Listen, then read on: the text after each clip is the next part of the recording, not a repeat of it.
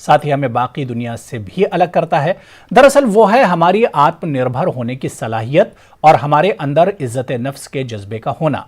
Network 18 की पहली और आईटीसी की जानिब से पेश करदा स्वाभिमान भारत एक ऐसी ही पहल है जो आपको मुल्क भर से ऐसे हिंदुस्तानियों की कहानियां दिखाएगी जो हुकूमत की मदद के बगैर मसाइल को हल कर रहे हैं।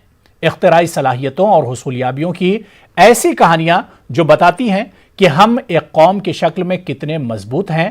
एक ऐसी ही कहानी है स्पेस टेक स्टार्टअप की जो लॉन्च के लिए रॉकेट तैयार कर रहे हैं। यह कहानी है स्काई रूट एयर स्पेस की।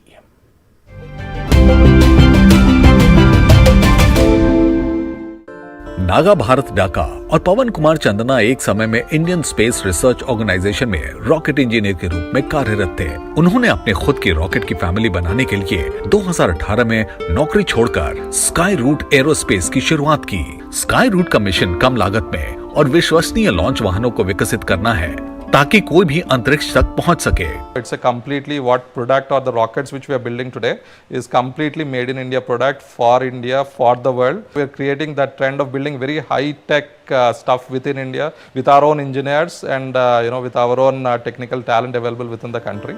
स्काई रूट ने launch vehicle guidance, navigation and control functions के लिए इन हाउस सॉफ्टवेयर भी विकसित किया है और अब ये फर्म 2021 के अंत तक अपने पहले लॉन्च को लक्षित कर रहा है।